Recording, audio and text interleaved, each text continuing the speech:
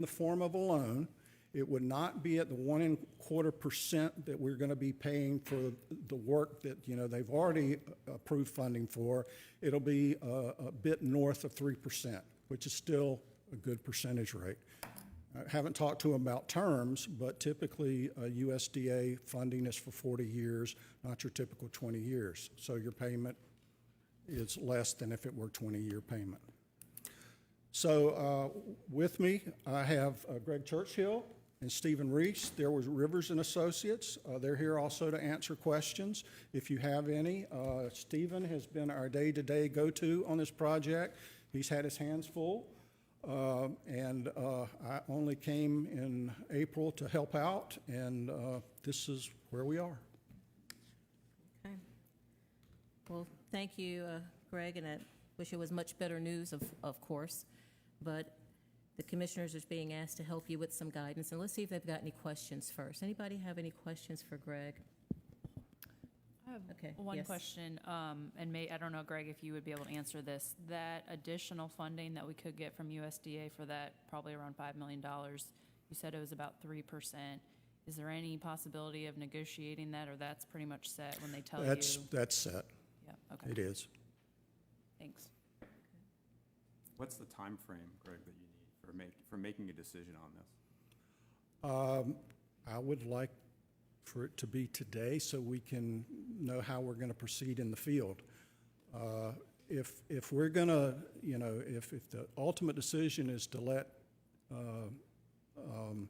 Sunland just run with it, then we need to take the work change directive out and let them start opening up other streets, so that they can't claim that we held them up through that work change directive. I mean,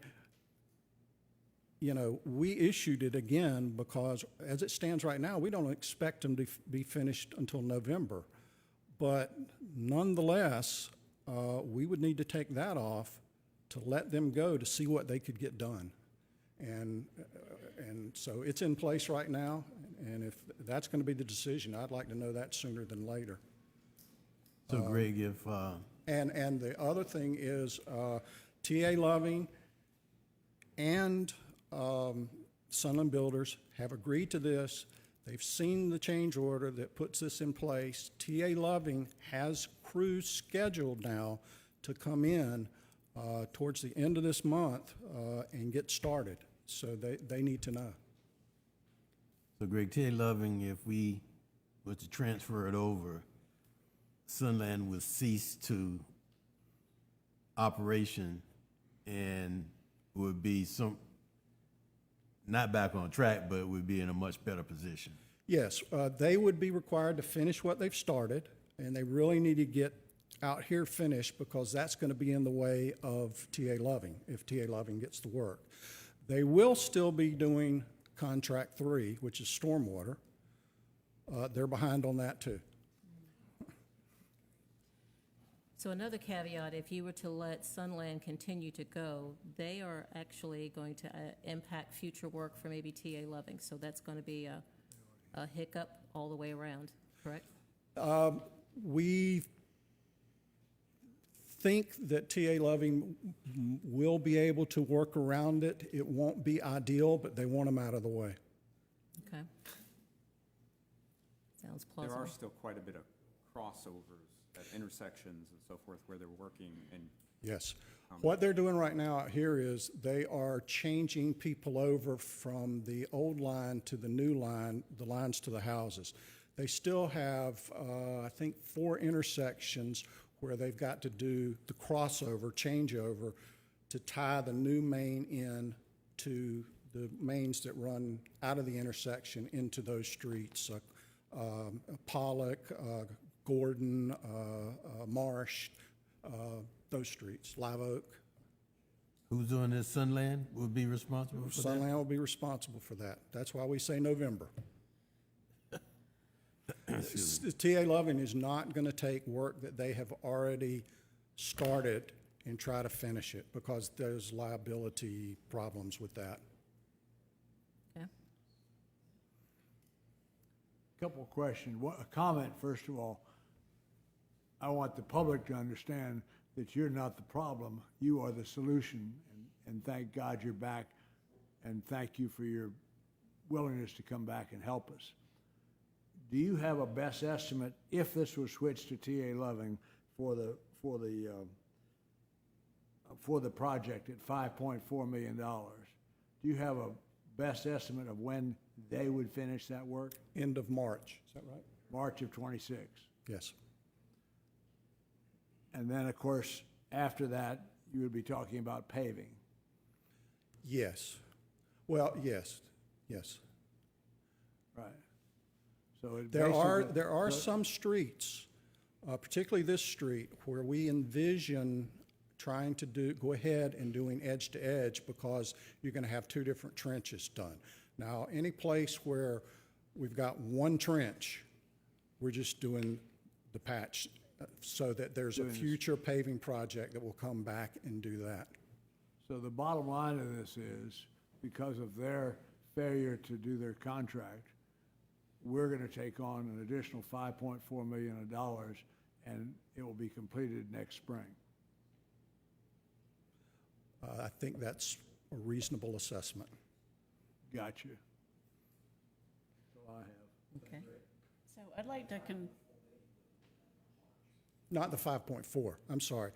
The 5.4 would come, what we would do is we would change the work over, let me be clear. We changed the work over to TA Loving, and it would Yes. cost us $5 million What would more. get done by March is that you see in blue. Understand? Come back to the money. He's saying no. Which way? What he was talking about is that this additional work here would not be done by March. This would come after. Let's come back to the money. The work that Sunland had not done would be picked up by TA Loving, and it would cost us $5.4 million. No. The work that would be picked up by TA Loving would be, here, I've got it here. Would be 4.19 million, and it would be from the funds we have in place. Agreed. So we would so basically, we would be spending all of the USDA funds that have been appropriated by March. Then, if you wanted to do the additional work, To get back to 100% of what we Yeah. originally started, it would cost 5.4. $5.4 million. So Okay. Yeah, I'm sticking with my 5.4. The bottom line is, to get the job that we originally contracted, we're gonna have to borrow an additional $5.4 million. right. And Mayor, for a point of clarification, I think that Mr. Oliver's question, if you would go to the slide that shows options 1, 2, and 3.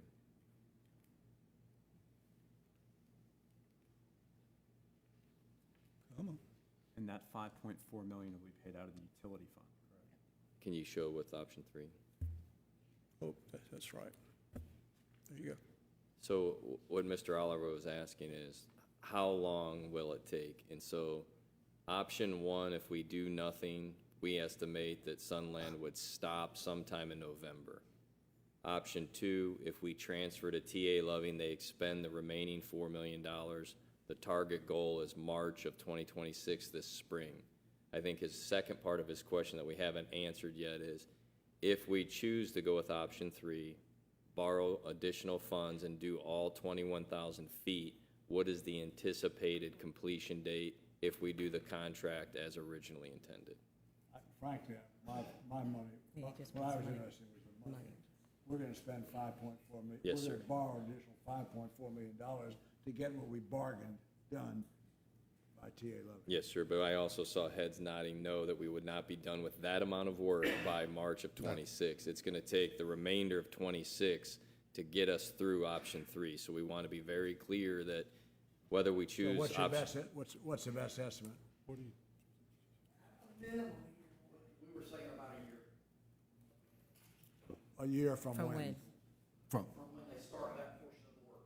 So that would be March of '27. Holy I'm shit. glad they're here. I would have said 9 months. Well, that would have been, Citizens. So we're talking March of 27. That, if you went with option 3. But if Commissioner we Spiegler? go with option 1, it may never get done. Yeah, we're gonna end up with a mess. Yeah, and even option 2, I feel like, if we let time go by, we're not gonna get a good hold on all of our I, which we've been talking that we need to get a better hold on that for strategic planning with our sewer allocations, and nothing is gonna get cheaper. And then we're gonna have to tear up all those paved roads again and inconvenience everybody a few years down the line. I feel like while the wound is open, we might wanna go ahead and pursue option 3. I agree. Are you willing to stay with the project until March, until March of 27, Greg? I had planned to spend more time in the mountains. I know. But what fund It is that? depends on whether my wife retires or not. She's not planning to retire at this point. Oh, I shouldn't say this because she's part of. Gonna kill you. Yeah, you better make a phone call first. Yeah. Better call the wife. Yeah, I had committed myself to at least stay through to next summer. We could talk. You deserve to be committed. Alrighty, so we've gone through all 3 options, and it's a very interesting situation to be in, but we do need to get this project underway. Yes. So what is the One final pleasure of the board? I have one You have a question. question? Yeah, I still have one question. Sure. So, when they finish in March, but before March, at what point will we need to apply for the 5.4 million? Sooner the better, I guess. Sooner the better? Yeah. We really didn't talk timetable. All we talked was, would funds be available? Do you? Yeah. We're over here, the conversation is if you're going to choose option 3, we would like a decision tonight that you want us to pursue it, then we will actively pursue the funding, bring all that data back, because it would require substantial steps with USDA. Mayor, I'd like to make a motion that this board will have staff move forward to transfer the balance to TA11 Company for the completion of the USDA loan, or the project. And to actively seek getting a loan? No. So, version option 2, or to pursue option 3 that's on the board to complete the project as originally awarded. Option 3 to complete the Thank you. as originally awarded. Okay, thank you. Good with the motion? All right, we've got a motion on the table. Any further questions? Just for clarity. Sure. That was subject to getting the USDA. Correct. Yes, Thought I heard that, but I'm yes. getting old. So, yeah. Okay. All righty, so we've got that motion clarified. Any further questions? All in favor, say aye. Aye. All opposed have the same right. Thank you, Greg. Thanks. This is your commitment to stay with us until 2027. I heard that loud and clear. It's in the record. I warned you. Now we're going to move on to the Cadet Hotel, the draft encroachment agreement, and we've got Attorney Ari Grady to brief us on that. Yes, ma'am. Thank you, Mayor. As the board will recall at our meeting in June, you asked me to prepare a draft encroachment agreement and get it to the property owner with some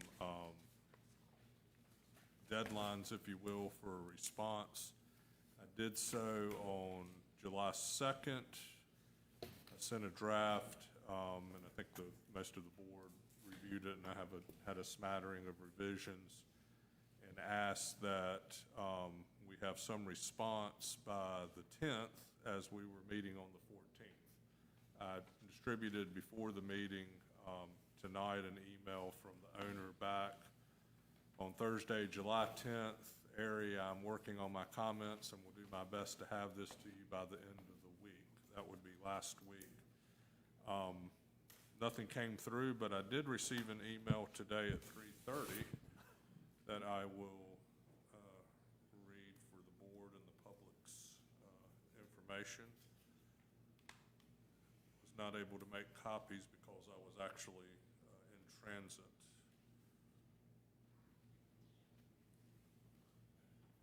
Today's email read, and it was today at 3:33, "Hello, Ari. My attorney is revising your recent version of the encroachment draft. Since it was sent right before the 4th of July holiday, his work on it had to be scheduled, and we are doing our best to return it complete with concise comments for presentation to the BOC. I believe they gave a 30-day window during their June 23rd work session. I encourage you to share my original March 2024 draft version, which you have, so the BOC understands that this was available as a starting point." So somebody somewhere is working on revisions between the property owner and her attorney, and we will presumably receive them at some point, maybe within 30 days from June 23rd, maybe not. And that's my update. I don't have any substantive movement on the thing. Okay. Any questions for Ari? So based on the new email that you received, we're going to be waiting for a revised draft of this encroachment agreement to review it again? Correct. My next step is to attempt to identify the attorney that's involved and interact with that person on the revisions and what our time horizons are and when we can have a meaningful discussion on this document and the status of the building, because obviously these emails aren't getting us where we need to be. Okay. All right, unless there's any further questions for Ari, we'll just go ahead and wait for an update on this particular topic. Yes, ma'am. I would suggest the board consider keeping it on the agenda so we can keep pushing on it, and I can frequently update the board and the public on the status. So we'll move it to the work session agenda. Yes, ma'am. If it Okay. will be on that agenda, I will update the board again. All right, thank you.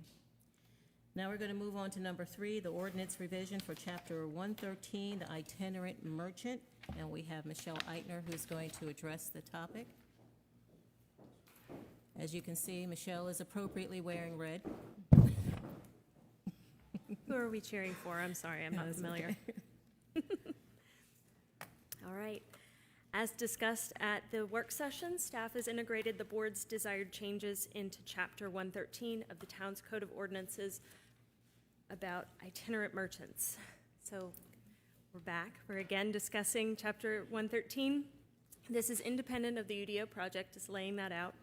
As discussed in the work session, full modernization of the itinerant merchant regulations is going to be a two-phase approach because we like two-phased approaches for ordinances.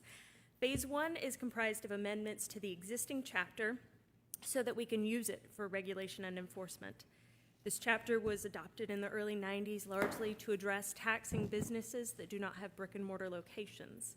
Now that municipalities do not provide privileged tax licenses to businesses, this chapter is largely unusable and does not address our modern-day regulatory needs for itinerant merchants, which are mostly food trucks now.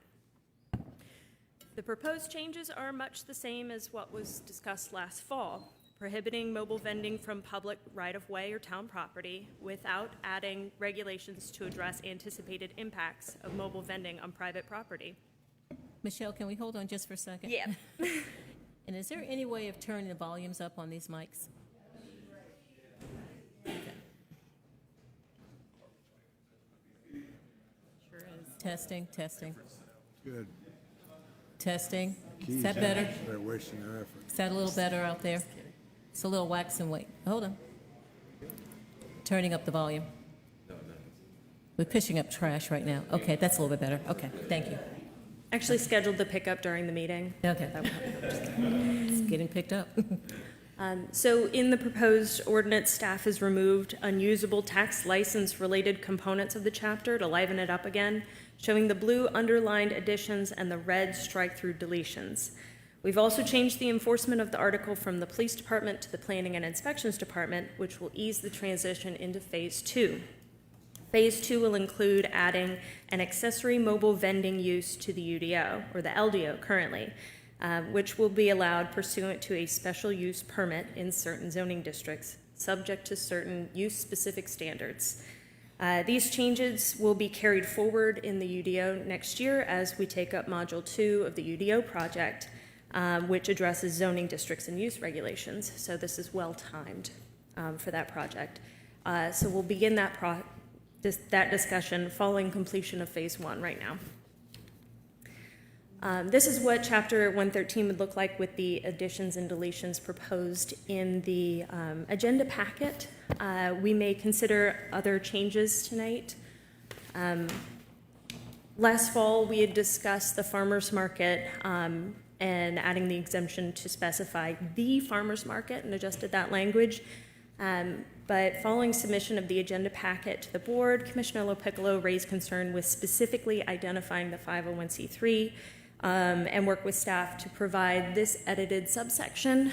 So just working on that language a little bit to address what we're all talking about, but maybe not adding in the brand name. And as long as the attorney agrees, I think we could make minor edits like this and adopt tonight without having to redraft and come back. Greater discussion and adjustments would warrant new drafting, but we know that Phase 2 of these amendments are going to pick up a lot of what we're hoping to achieve. So this is Phase 1. This is our first step. Are there any questions for staff at this time? Anybody? You can carry on. That's it for my presentation.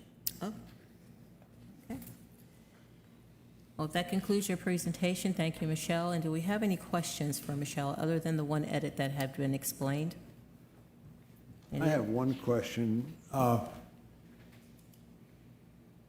We received a letter, email with some different suggestions from Nelson Owens on, with some suggestions and also some other folks in the community. Nelson's was July 11th, where he had some quite specific suggestions in writing. Have you had an opportunity to review those suggestions? That was provided to me today at 4:30, so I did print it out and bring it with me. But I haven't had a chance to look at how that would integrate in with the ordinances. Thank you. Yes, sir. Any further questions for Michelle? Okay. All right, based on what you have presented with one of the edits, I guess you're looking to determine whether we should proceed with this rough draft as well as look forward to maybe future revisions down the road, or? Yes, so Okay. Phase 1 is amending Chapter 113 as proposed in the agenda packet. Phase 2 would be basically replacing the protections or provisions of Chapter 113 and putting them into our land development ordinance instead, rather than it just be floating in the Code of Ordinances. So we would integrate these requirements into the planning and zoning requirements. Okay, Would, sure. So Michelle, let me throw an example out there. So the LDO would address, for example, a food truck that usually shows up in front of a bar or another location. So it would address that through the special use permit, that potential use. The idea is to permit the spot rather than each individual truck. That way we're identifying that there's enough space, there's provided trash disposal and things like that, and then the user is interchangeable. So the private property owner would provide the parking space, and then they can bring in whoever food truck needs to come. So that is not addressing each individual food truck, any kind of permitting for each food truck, but it does address the land use impacts that those mobile vending spots may have. And that would be on private property, or if the town were to give an access agreement or something to that nature, then the town could decide to allow it on certain places. But they would have to have, written property owner permission for 160D compliance. We have to have permission of the property owner to be able to request development. Right, so could we consider an individual food truck that's in a public parking space, could we consider that through the LDO? I would say so, but we would want to see that parking agreement from the property owner, which would be the town. So I would say that they would have to seek permission and then come back and seek permission again. Can you run that again, please? So, and obviously, this is all part of phase 2, and we haven't hashed out all the details, but in order to apply for a permit, a special use permit, building permit, anything, you have to have permission on that property. And in order to use property that's not yours, you've got to have some sort of agreement or permission. So we would direct an applicant to ask the property owner, which would be, the Board of Commissioners takes care of the public right-of-way, so they would have to ask for some sort of encroachment agreement, some sort of, however we want to address that as that phase 2 comes through. They would have to have that written permission from the town to be able to ask for that special use permit on the town's property. So if a bar wanted to have a food truck in front of it, they would have to come to us for permission If it's on the town property, yes, sir. on the town property. So if it's within our parking spaces that we have, say downtown, they would have to come and get permission. And then if it's on Is private that- property, they Is would need that permission. Is that with, through staff, or would it have to come to us as commissioners? I imagine the commissioners would be the ones issuing an encroachment agreement that would provide that permission. Yes. And legal is shaking his head yes. Yes. Okay. So it would be a case-by-case basis based on what the commissioners want at that time. And you could sunset it however you want to do. That way it kind of puts it back in your hands, but under legal guise of the LDO. So if Cooper Food Truck was out in front of one bar one day, Piccolo Food Truck the second day, and he would have to get permission as well? No, we'd be looking at just the space itself, and so. Just the space? Yeah, so like a VCR, and then the VHS tapes are interchangeable. But the permission would be for the VCR. Not sure why I didn't go with DVD player, but that's my thought. Yeah, I think our point is that we want to make sure that we have a lot of flexibility within the LDO structure to address current uses and any uses we want to see or don't want to see, and just making sure when we're committing to step 1 that we don't lose the flexibility we thought that we might have in step 2, and just want to create that understanding now. Okay. Any further Yeah. comments? I'd imagine reservations then would be held through the town, or something like that. I'm sorry? Reservations for that space or that location, or would it be first come, first serve? How do you envision that? That would be up to however the encroachment agreement is written. If it's, given to one particular property owner or business or something like that, that would be something that you guys work out. As long as they have, legal right to ask for the special use permit for that spot. Okay. And how much space are we speaking of? We haven't started drafting any of the use-specific regulations for a special use permit for accessory mobile vending, so that is to be determined. Okay. And if we were to approve this first step, what does that mean for folks who have been operating a number of years without being penalized? What would we do until the LDO? Just status quo, let things just unfold like they have been, or? I think that we would move to enforce the new regulation, unless legal has any trouble with that. So that would be, we'd look to see no mobile vending itinerant merchants on the public right-of-way or in town property, in accordance with the proposed ordinance, until we've gotten something in the LDO to better address those uses. I would like to suggest that if we do like this change in part 1, that we probably would need to have a pretty generous grace period for a couple situations I can think of that, we have let go on for a number of years and could cause them quite a bit of inconvenience and even financial impact, possibly. It could be adopted, made effective at a future date, if that would be helpful. So, it wouldn't become effective tonight. It could become effective, 12 a.m. on some other date. And we also, we only have very few of these situations, so I'm wondering if we could have a specific grace period for the ones that we would need to enforce, which is less than a handful, I think, unless I'm missing something. Yeah, because that would allow you to approve or start this earlier. Otherwise, what would the date be in the future? Oh. So, Do we have a That- comment about that from legal by any chance as to when to start that? Any exclusions that we need to be aware of? If that's I think you could fashion that type of provision. It would need to be wordsmithed and brought back to the board.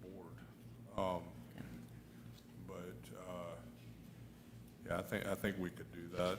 You see that concept in zoning and amortization type of concept with some frequency. We would just need to get the wording straight and bring it back. So it's more than just saying 30, 90 days from when the Well, short term is approved? if you could do something more global like that tonight. You could either choose a delayed start date, say, August 1, September 1, whatever the date may be, and then use the interim as education, of course. You'd be asking your staff to approach these food trucks whenever they're there, which would probably be after hours and weekends. I know the staff would love that, but the other option would be to adopt the ordinance and just put a specific time on enforcement generally. Okay. The ordinance is adopted effective, midnight today, but the penalty provisions shall not be applicable until September 1 or something like that. But I wouldn't want to see new folks coming in and not being enforced. We had an example recently where someone showed up on Front Street in front of the ferries and set up, outside one of the ferries, and it was an issue. So I don't want us to have grace for new folks coming in. I just would like grace for the situation or two where people have been operating like they've been operating for years. Is that possible? It is possible. I'm not sure that I could develop the language on the spot tonight, but yes, that is definitely possible. We could bring it back at the work session if you'd like with some language along those lines. Yeah, I definitely want to support staff and being able to enforce for new ones that come in, like the one on Front Street, I don't think was going to work out well, so I don't want to see that again. And appreciate that it can be enforced, but for some of our folks who have been around a long time and this hasn't been enforced, it's kind of a burden on their business at this point for us to change it in the middle of the summer. So if we were to give you some time to wordsmith that and bring it back to our work session, then everything carries on pretty much as usual until the end of the month. That's correct. The other option would be to adopt the ordinance as presented tonight with the one change and make it effective immediately and then amend it at the work session, but you'd still have the couple of weeks that folks would not be in compliance that have been operating for however many years.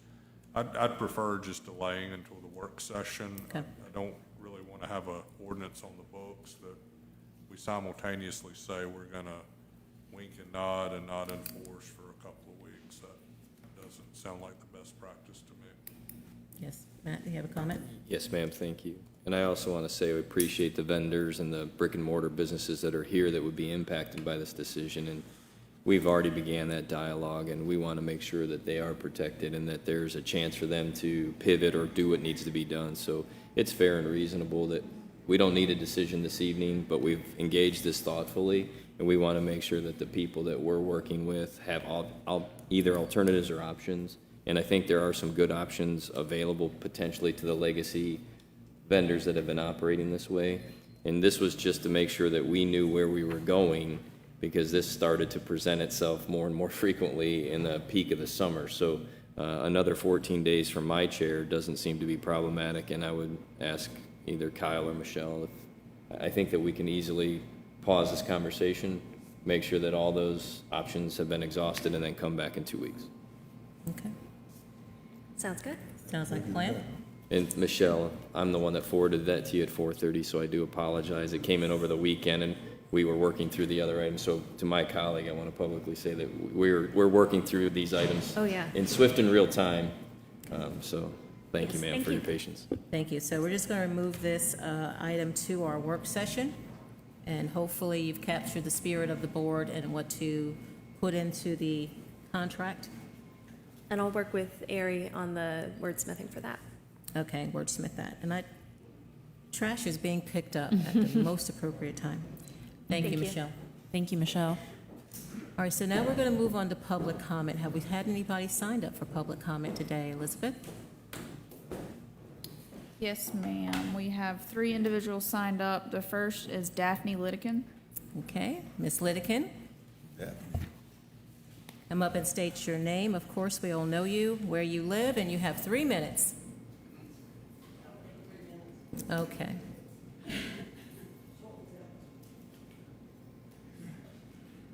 Daphne Lidikin, nicknamed Duck. Some people don't know my name's Daphne. I live on Stanton Road in Beaufort. I just want to say, you guys need to remember to speak into your microphone. You can pull it down. You can pull it down. No, you guys need to remember There you to do that. Please. There's some old people like me back there that can't hear. I just want to say it would be appreciated and beneficial to listen to our BWOF, Beaufort Water Operation and Finance Committee, and make your decision based on their research and after all of their time, dedication, and expertise on this project. Thank you. Thank you, Duck. I appreciate that. Next, Heather Walker. Heather Walker. Please state your name, address, and you have 3 minutes.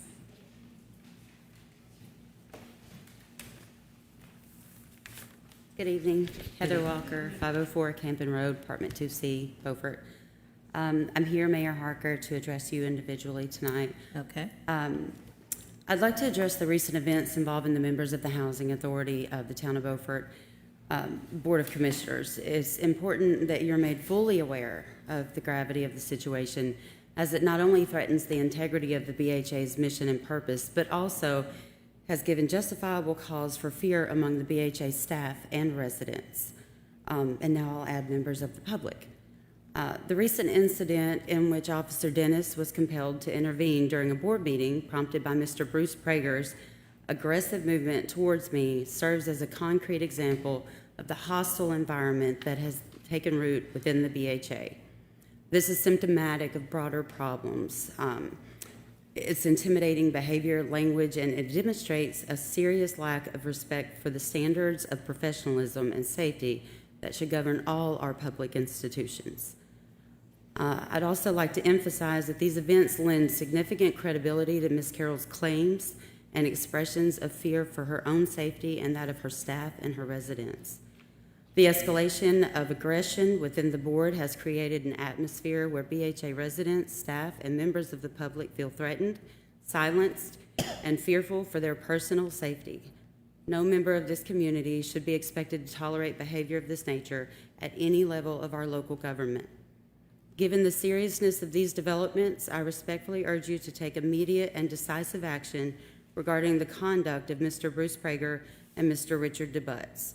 Their actions, whether direct aggression or by enabling a culture where such conduct is permissible, have undermined the safety and well-being of the staff and residents at BHA, to whom they are entrusted to serve.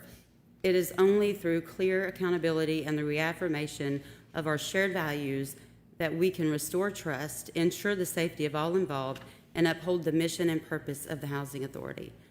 I'm confident that with your leadership and support, the BHA can begin to address these concerns and chart a path forward that safeguards the rights and dignity of every individual within the Housing Authority and the community at large. Thank you.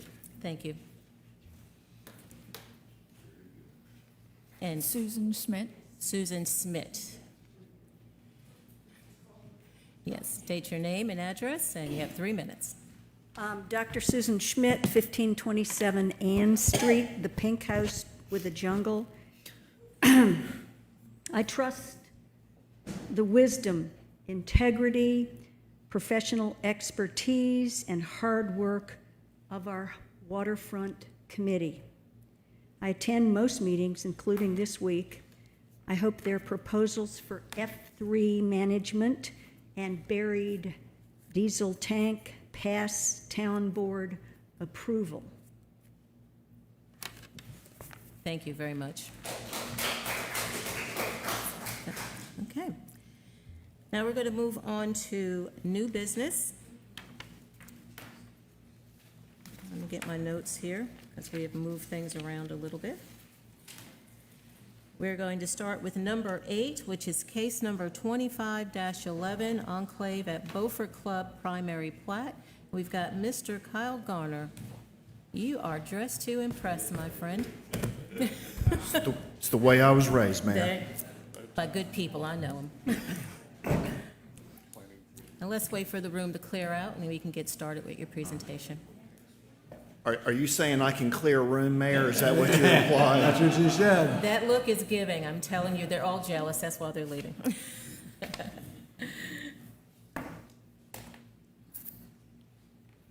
All right, the floor is yours. Thank you, ma'am. So as the mayor mentioned earlier, we have before us tonight case number 2511, and this is a preliminary plat for the Enclave at Beaufort Club.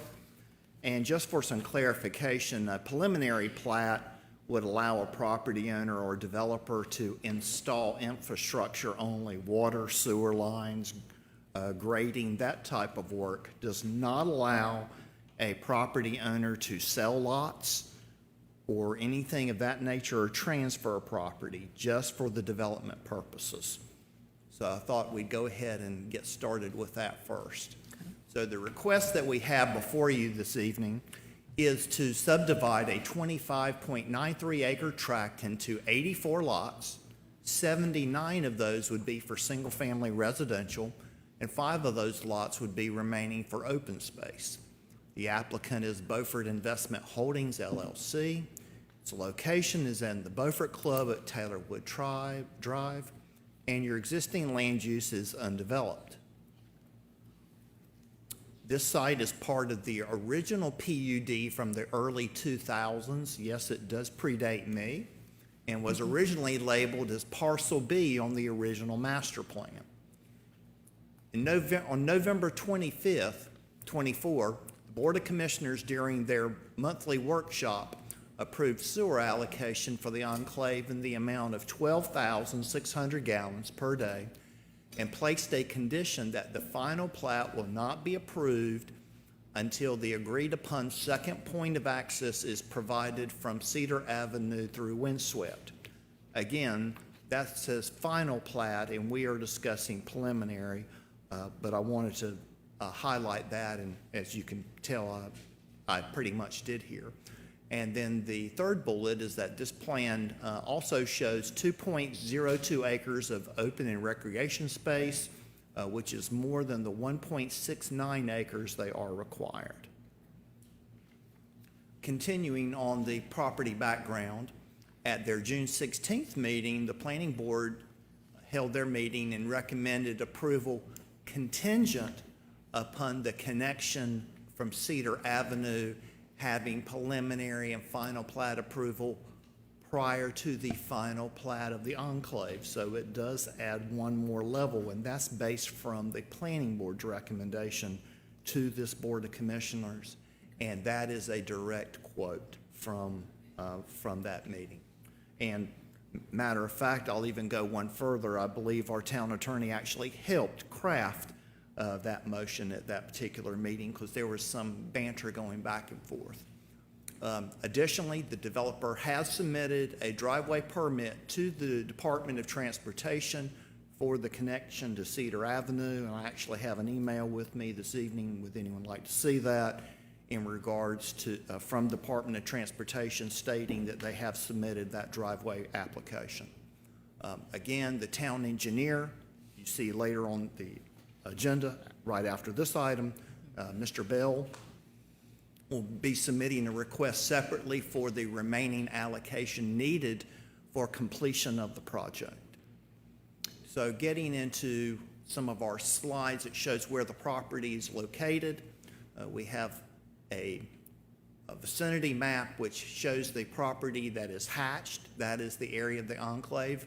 And then we have the aerial photography adjacent to that that shows the property as well in its, I was going to say in its current state, and you can see the golf course that would surround that property. We also included sections out of our future land use map showing that this property is suburban residential, and that certainly does fit the criteria that's be used for this property, and it is compliant with the land use plan. So the next slides that we have for you are excerpts out of the actual preliminary plat that were supplied by the engineer, which our town technical review committee has reviewed, showing the lot layout, showing their square footages for each lot. Again, the number of lots that are included, and you see the total number there, as I mentioned earlier, was 79, minus the lots that would be used for open space. We have a map that showed where trees used to be on the property before several of them were harvested. And then, which came out of the planning board meeting, was a request for the applicant to provide us with at least an idea or a concept of where the additional access would be made. And I believe that, that the owner is here tonight, or Representative Mr. Steve Sade, and he may talk about that later if allowed by the board. But what this is just a map showing in concept where this would connect into Cedar Avenue and then connect back into Windswept, which again was the requirement by the Board of Commissioners back in November that they provide. Now again, part of that also says that this access would need to be installed prior to the final plat. Now, as part of that, that would also mean it would need to go back through our staff, especially our fire department, to make sure it meets the criteria for what they require for fire apparatus before we would move forward with the construction of this access. But the applicant did provide this evening, and then we also wanted to have another aerial view showing where the main entrance to the development is. And I apologize for my inability to probably represent where that future connection would be a little bit better, but it does show you where Cedar Avenue is located and where that secondary point of access would be, approximately connecting into Windswept. And with that, Madam Mayor, what we have for you this evening is a discussion on that preliminary plat request and the decision from the board either to go with the have some options here tonight. I don't want to play Greg tonight. I'm not going to give you 3 options, so make it a little more complicated for you. But you have the option to approve it as presented, and you also have the option to approve it as per what the planning board recommended, which was that the Cedar Avenue connection would actually come before that final plat for the enclave, which would include their preliminary and final plat connecting into Windswept. That was a lot to cover tonight, Mayor. But I will be glad to entertain questions with the board, ma'am. And again, the applicant is here tonight as well with their engineers. All righty. So let's ask Kyle some questions, and then we'll open the floor to Mr. Sade and his representatives. Anybody have any questions for Kyle? Yes. Yes, sir. How much square footage is this enclave here? 25.93 acres. Would you like, we can convert that into, I'm sorry? we can convert that into square feet if you need to, but that's a big amount. It's a large amount of square feet.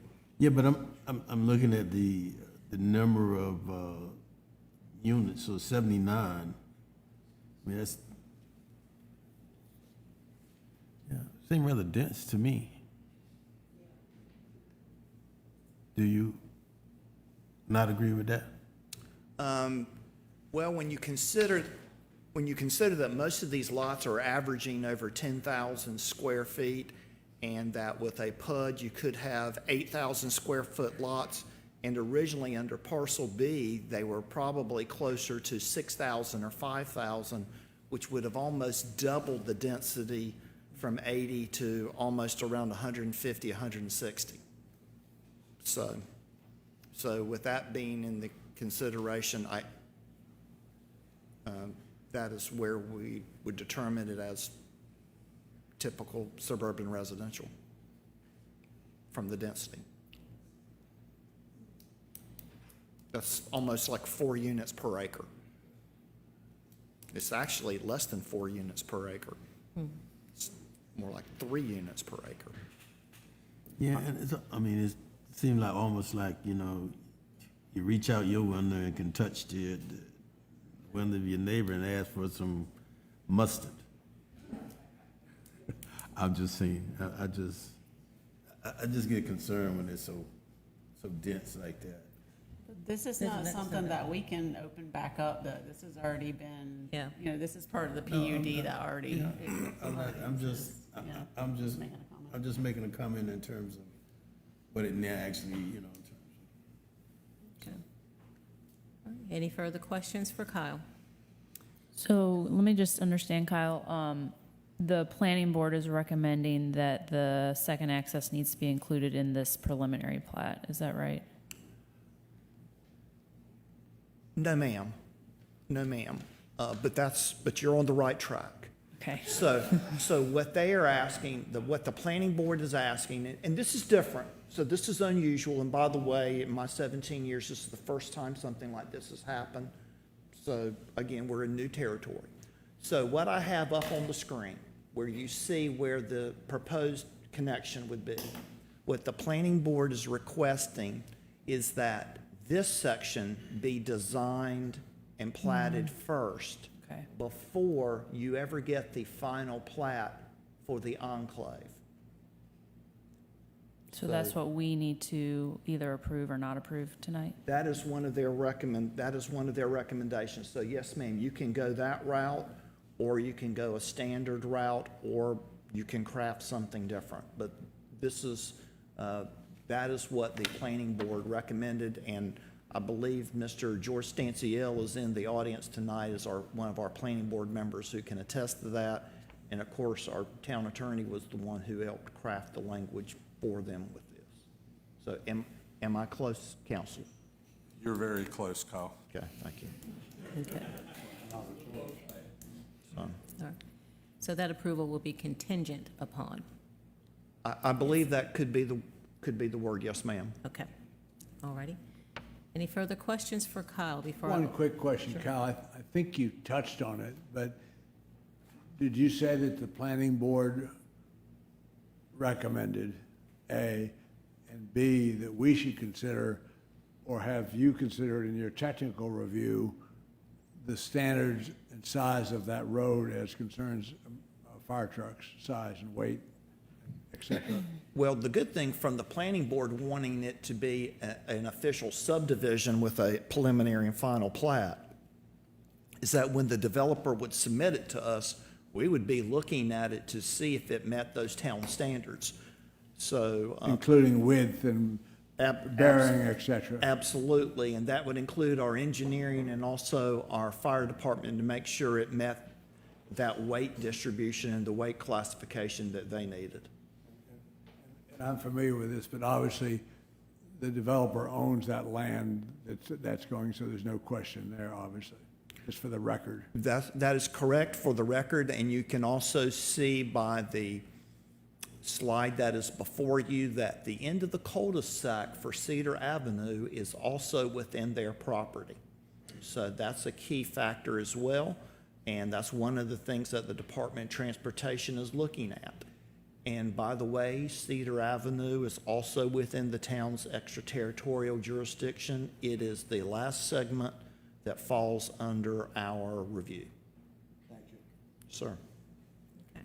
So Kyle, would this road be considered a fire access road? Is it a town road? And what's the difference between a fire road and a town road, and how that road will, I guess, even be used? So 3 different questions.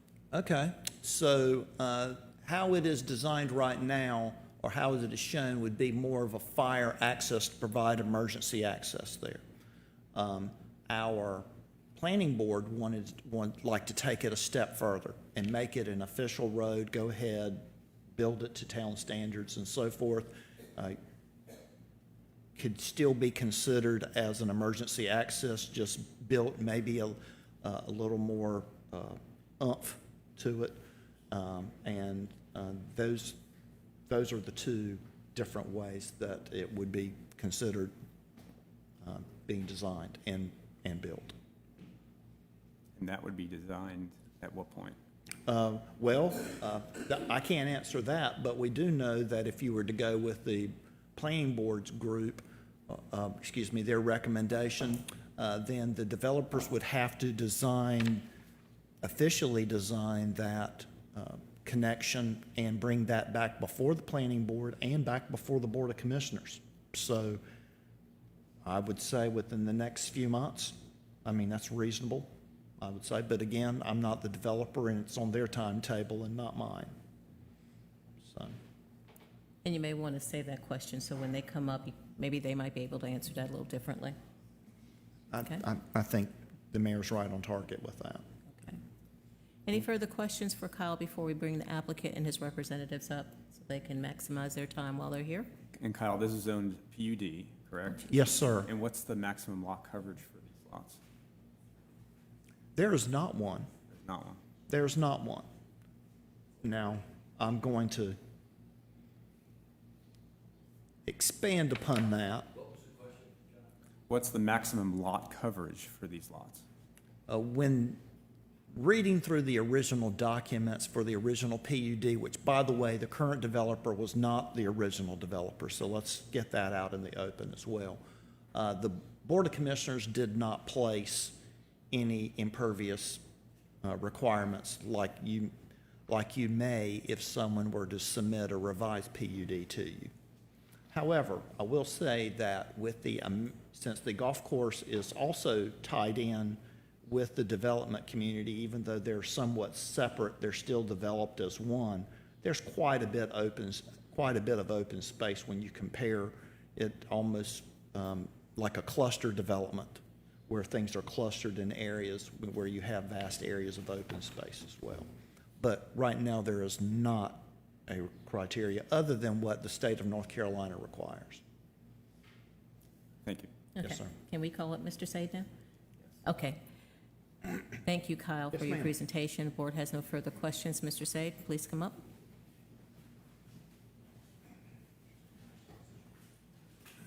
I have Spence Hutchins with me, my engineer of record, along beside me to answer any questions.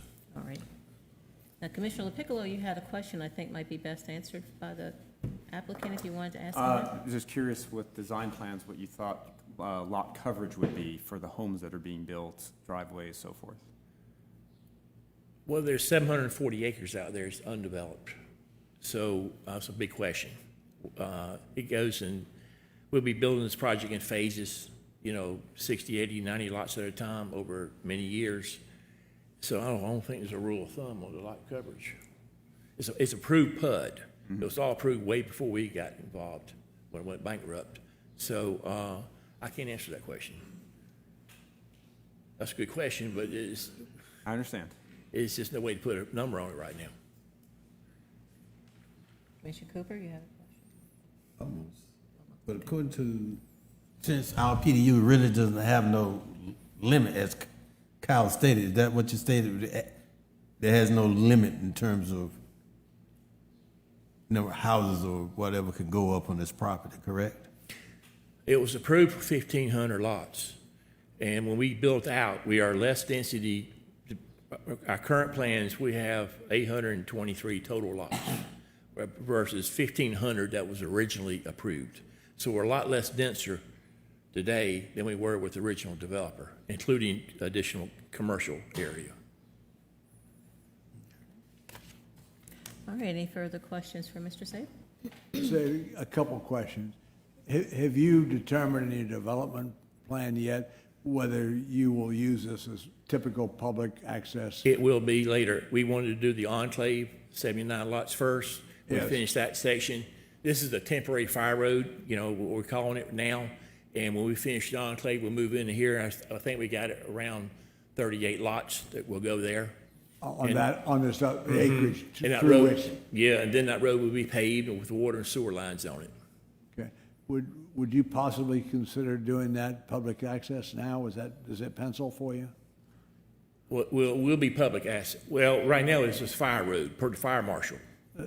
My understanding right now, your plan is it's getting approval as a fire lane only. Tonight. Would you consider developing that to a standard of a street and public access now? Well, it would have to be paved with water and sewer to it. Right, And I'm just not ready to do that yet. okay. Rather, Short of water and sewer, would you? and pavement. Well, pave it and have it meet the fire code and weight and Well, so the on. problem is when you pave it, you got to have your water and sewer lines, crossings and all that, electrical. Yeah, services. Services in, so it's going to be complicated. I'm just thinking about the residents in the house and the community. Yeah. And if you'd consider that, just asking whether you would consider that. The other question is you, I know who you are, and you all have planted a lot of trees, and there's a lot of discussion about trees, as we all know in this community. Are you willing to discuss that tonight? Yeah, we're putting 2 trees per lot it was part of the planning board approval. 2 trees per lot in sidewalks in this development. And you're willing to have that as be a condition tonight? Oh, yeah, it's already agreed upon by the planning board. Well, we haven't agreed to it, so Okay, we're I got asking you. you whether you're Yeah. agreed to it. Formally. I agreed that we would do 2 trees, 2-inch caliber per lot, Right. and we're also doing sidewalks. I know I was there, I just wanted to get it on the record. Yeah, sure. Thanks, Steve. Yes, sir. I have a quick question. Yes. Thank you. Very much appreciate the trees and the sidewalks. For the sidewalks, will they be on both sides of the street? Just one side. Would you all consider putting them on both sides of the street? It's $5,000 a lot to do that.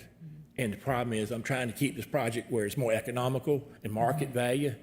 And every 5,000 add to the site development, it's added to the house. And we're trying to stay within a margin that this town can afford. And I'm just getting out of a price point situation I'm comfortable with. So We find we've done a lot of developments in the southeast, and one side seems to be acceptable. So I hear you. However, I have a young family, and we're very fortunate in our tiny little neighborhood. We do have sidewalks on both sides of the street, and it makes it much, much safer for the kids. I can't tell you how much better. As soon as we get out of our neighborhood, kids got to go in the stroller, right? Can't walk in the sidewalks anymore. Right. I hear you. It's more expensive, but we are also trying to attract families to Beaufort, and that would be a huge selling point for us, And it makes the neighborhood so much better when you have sidewalks that connect everywhere. I understand that, and one reason too we kept it to one sidewalk per side was we are utilizing a northern existing storm pond and a southern, and the increase in impervious area from the added sidewalk on that would begin to put our drainage calcs to a point where things would be hard to work out as the site is super, super flat, so.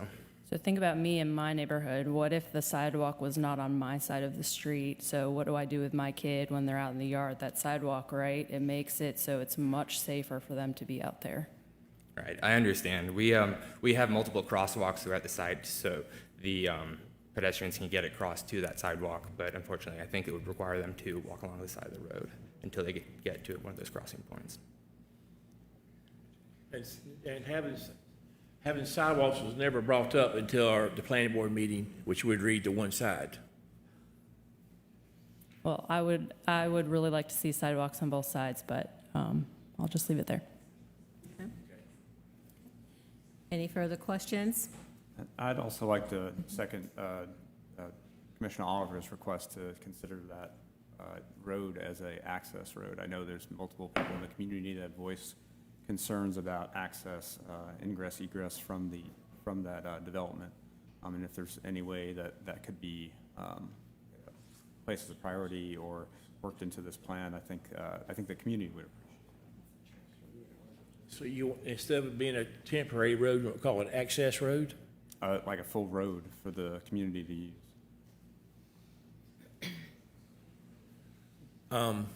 We've had a lot of directions from all sorts of departments. And so we had fire department wanted it this way, planning board wants it this way. Now I'm here, here, and y'all want it another way. And we spent a ton of money on engineering based on everybody's input to this moment. So if you were asking me, do we want to I can build that gravel road. It'd be to the town specs for the fire department, 90,000 pounds per foot, okay, which is heavier than our average street would ever be in this town, okay? And we can connect to this cul-de-sac. It will be connected there. If you want me to do that, I'll do that. And there will not be any bollards or anything else. So everybody can come in, everybody can come out. If that's what you want me to do, I'll do that. Thank you, Steve. Okay. Yeah. Man, I'm getting old, so just forgive me on that, but. No, he's not. You're not getting old. I am too. When we asked for that, were we not asking for that to be a street so people can get in and out? I can't remember what we originally proposed, Anyway, thank you. I think it's a timing thing, right? I mean, I think eventually the street will be a normal street, if you will. It's just what happens until their development on this other acreage is complete. And I hear, build it up to standards sufficient to support the fire department's needs, the fire marshal's needs, and make it so everybody can use it right now, and then it'll eventually be finished off and paved. Right. I think that's what we're all trying to say. Yeah, we can put the stone down, get it to, the proper compaction density per the fire marshal's request, 90,000 pounds per foot, and leave it open. People can come through there.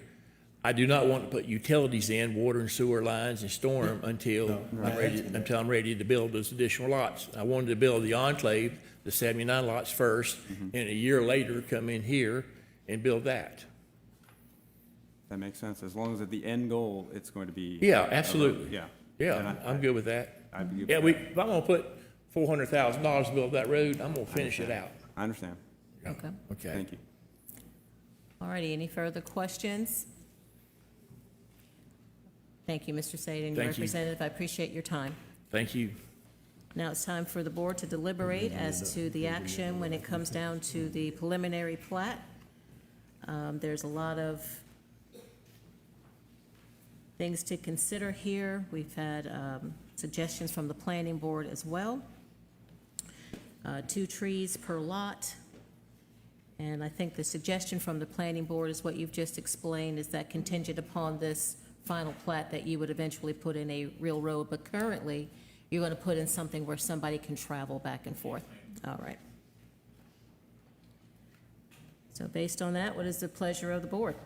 I'd like to go ahead and make a motion that we approve case number 25-11 Enclave at Beaufort Club preliminary plat, contingent upon the Cedar Avenue having preliminary and final plat approval prior to the final plats for the Enclave, and that the Cedar Street connection be able to accommodate public use and fire trucks when it's first installed.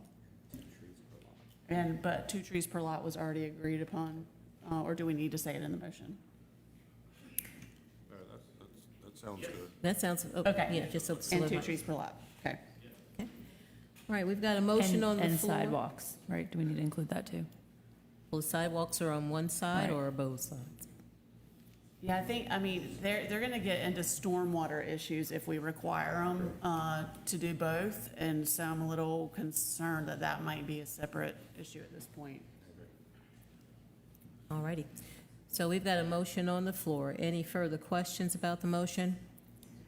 Calling for the vote. All in favor, say aye. Aye. All opposed have the same right. All right, now. Yes, sir. I want to make sure. Sure. Okay. So Commissioner Gillikin, was your motion pretty much in line with the planning board? That is correct, but to clarify that the connection should be allowed, should allow public use from the beginning when it's established for the fire truck. So not just a fire lane that's closed off, but where there can be cars going through. Okay, so I wanted the developer to understand that now, prior to the final plat for the enclave, they will need to submit for the preliminary and final plat for this. Yes, and that would need to show that the public could go ahead and use that area, even if it's not paved. So after I finish the enclave section and start back on this section, this road maybe have to be closed while I'm running utilities and taps across yeah. the road. Naturally. It naturally, part sequence. So that road will be shut down for a period of time with these crossings. And then when those utilities are installed, we would pave that road to final grade elevation. Okay. Okay. Yeah, All right. that makes sense. Okay. But there's, Kyle? Yes, sir. However, what you're only allowed to do your preliminary plat work. You cannot submit a final plat until this is complete. Sure, I understand that. Okay. Yeah, I got that. I wanted to be clear. Yeah, All thank right. you, Kyle. Thank you, Mayor. So we've Yes, got that ma'am. on the record Thank as you. being fairly clear. I think we need to point that out, just in case there's any questions further down the line. Yes, All right. ma'am. Thank you. Thank you. Thank you. Now we're going to move on to number 2, which was number 9, if you're following along. It's the wastewater allocation for the enclave at Beaufort Club, and we have Mr. Sam Bell, who's going to address that topic.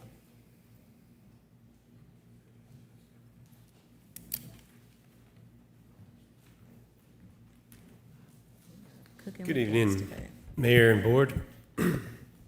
As Kyle mentioned earlier, I'm here tonight to present the modified allocation for the previous project, the Enclave. When the board approved the original allocation back in November, it was for 70 single-family residential units in the amount of 12,600 gallons per day. The preliminary plat shows 79 residential units, so the modified allocation would be for the 9 additional units in the amount of 1,620 gallons per day. And happy to answer any questions you might have. So Sam, you're saying the increase is how much now? The total increase would be 1,620 gallons per day. And I always ask, are we still within the guidelines in terms of not having the state come and take us over? Yes, sir, that's correct. Our total capacity right now stands at about 75.3%, which is below the 80% Below the threshold. 80%. Yes, sir. Yes, sir. All right, thank you. Thank you. Any further questions for Sam? All righty. All righty, seeing that there is none, Mr. Say, do you have any comments you need to make? No, ma'am. All right, thank you. So, thank you, Sam. Thank you. So the requested action is to consider the approval of the additional 1,620 gallons per day of sewer capacity, which is an additional 9 residential units to the Beaufort Club. And based on that, what is the pleasure of the board? I move approval as it. Okay, we've got a motion to approve. All in favor, say aye. Aye. All opposed have the same right. Thank you. Thank you very much. Thank you so much. Appreciate it. Appreciate your Good day. time. Thanks, Steve. Okay.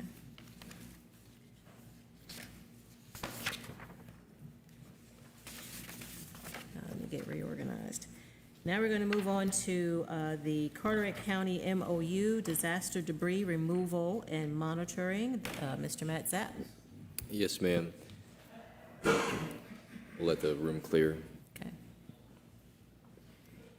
In preparation for emergency response, the town of Beaufort would encourage the council to allow us to, it's not the term piggyback, but to join onto the county's agreement for specifically disaster debris removal and monitoring. And this, with your concurrence this evening, that would be step one of a multiple step for us. So the town is already advertising and currently working for procurement of our own debris removal contractor. And this is just a best management practice, and I would like to publicly thank County Manager Sharon Griffin, her team, and the elected officials at the county level for being proactive in moving this forward, and for the opportunity for other municipalities, such as the town of Beaufort, to be leveraged in that system. So then, in the event that we're prayerful that we don't need to activate, but in the event that we do have a massive natural event, that our roadways would be able to be cleared, and then any debris and materials along our residential spaces would be able to be moved and cleared at a faster rate. So this is a 1-2 step, one being the town having its own engagement practice with a third-party vendor, but also having the access and opportunity with the county. So we're looking for your concurrence this evening, and want to again thank the county for including us. All right, thank you. Any questions for Matt? Yes, Matt. So with the county, with us being involved with the county, does this mean that even though we have our own contractor, we'll be able to remove the debris to county site? It's not specific to the site. It's having access to multiple contractors that would most likely be out of area. So when the demand is so high in Carteret County, whether it's within the town's, the Beaufort town limit, or the county, so the county's going to have its global plan, and then the county would be able to bring those contractors in. We would be able to have them move and clear debris in our streets, and it would be a singular bill with the county, which is a very helpful option. Then we would all look for FEMA reimbursement. What we're saying is this is a secondary, this is a running parallel. So we'd have our own contract in place and then a backup or primary, whichever one we choose to activate. So if it's a small storm, we could just leverage and utilize the county. If it's a very large activity, such as we saw with Hurricane Florence 2018, then we would have access to greater resources, which would allow us to get back to a normal pace of life faster. Oh, okay. Thank you. Yes, sir. Any further questions for Matt? Okay. And as you stated, this was a great asset for us to have. This is the first time this has happened, so pairing with the county to do this is going to give us greater resolution to get back into a normal life after a storm. So with that being said, we're just looking for the action to authorize management to engage in a memorandum of understanding, with the county for disaster debris removal and monitoring. What is the pleasure of the board? I make a motion that we authorize management to enter into an MOU with the county for debris removal, processing, disposal, and monitoring.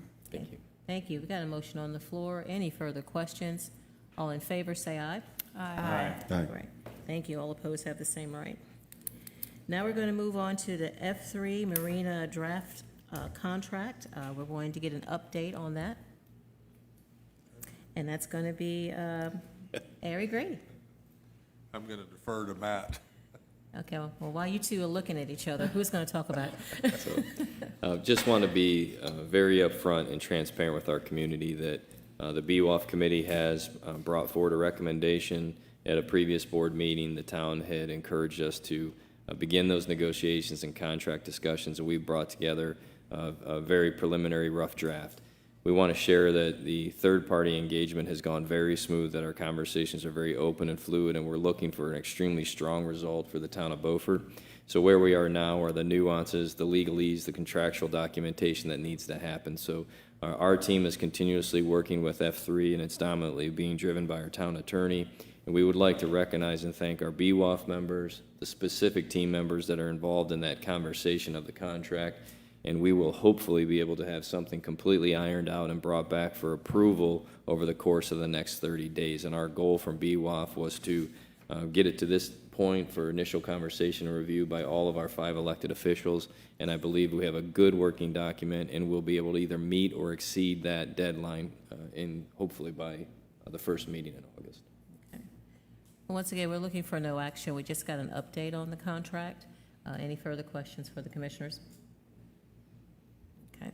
So we look forward to continue to hear more about that contract at upcoming meetings. Now we're going to move on to the waterfront project design, consulting, and engineering selection. There's 2 topics in which we'll cover is the Arduro contract extension, the hazard mitigation grant program, and assistance. And once again, bounce that back to Matt to cover that. Thank you, ma'am. And Sam Bell's in the space if I misspeak or fail to provide a detail. Sam, if you can help me out. So where we are currently is the town had a pre-existing contract in position with Ardura to assist us with our waterfront project, and we would like to make sure that that is acceptable for the board if we continue with that as needs may arise. And part and parcel to that is the application process and any engineering services that would be needed for us to successfully put together our HMGP grant, which would help defease any costs that would be borne through grant monies for specifically our waterfront area. So if the board is in agreement with that, we just wanted to publicly bring that back for you before we expend or invest any other dollars. And either myself, Christy, Sam, or Eric can answer any questions that you would have. But we would look for your authorization to continue to move forward. Any questions for Matt or for council? Okay. So what is the pleasure of the board, to approve the extension and to authorize grant application? Yes, please. May I make one comment just to be clear with the public about what this is and what the history is? Sure. So this is the consulting firm that helped us apply for the Building Resilience in Communities grant, the BRIC grant, and that grant program at the federal level was discontinued. But we were successful in getting favorably evaluated by the BRIC program. And so they recommended that we move forward with a hazard mitigation opportunity, acknowledging we'd have a really good opportunity to be successful. So that, I'd like to point that out, that we'd like to continue forward with the same consulting firm that got us to this point, which is hard to get to for many communities. So they served us well. Great explanation. Once again, looking for a motion to approve the extension of this contract as well as authorize grant application. Make a motion that move forward with the extension, contract extension, and the hazard mitigation grant program and assistance. Thank you. Got a motion on the floor. Any further questions? All in favor say aye. Aye. All right, all opposed have the same right. Now we're going to move on to the Oaks Grading Fuel Farm Construction Draft Contract. And it looks like we have Matt Zapp again. Yes, ma'am. I'll be here all night. So what we have, again, our team, this is a result that would have its original genesis in the BOC committee, and staff had been asked to work diligently to perform and try to establish a design-build contract with Oaks Grading. Oaks Grading is the preferred vendor for the consideration and installation of a fuel tank, or AKA fuel farm.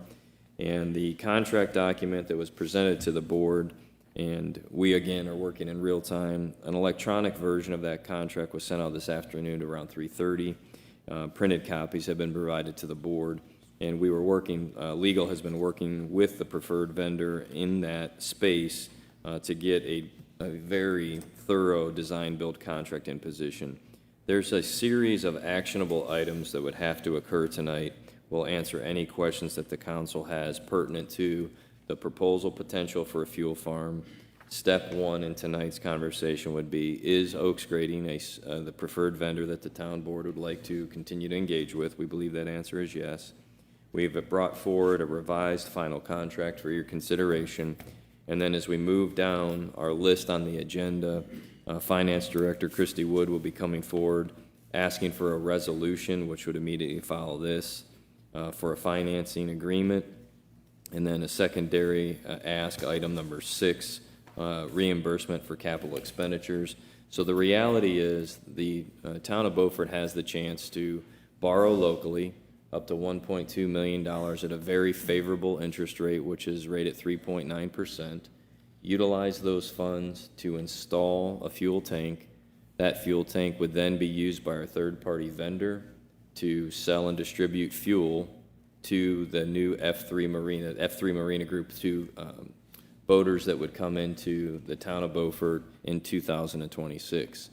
One of the causalities, and whether you consider it to be an intended or an unintended benefit, is we want to, in this design of this new fuel system, make sure from an emergency operations perspective that in the event of another disaster or storm similar to the ones we've had in 18 and 19, when this end of the state, on the eastern end of the county, down east, was segregated out from the mass transit opportunity. So when fuel couldn't make its way in, we would have access to fuel some of our emergency vehicles out of this storage tank. So there's a dual benefit to the community, in addition to the chance that those proceeds derived from this fuel farm would be poured back into the town and help with improvements, whether they're in the waterfront district and or asserted outside with the authority of the board. So this contract is really the first step in moving forward in tandem or parallel to the F3 contract. So we're working on the third-party management. For that to be successful, there has to be access to and the availability to sell fuel in 2026, and this contract would help you get to that point as instructed. All righty, does anybody have any questions for Matt? I do. I see that this is a streamlined agreement and that we would be authorizing to proceed with the contract, but would we approve a final contract, or will we get to see what the contractor comes back with? Are they going to redline it as well? They will have the opportunity. I think the thought is if there are minor, non-substantive changes like spelling issues, we get those corrected and not have to bring back to the board. The contractors indicated general approval of this format.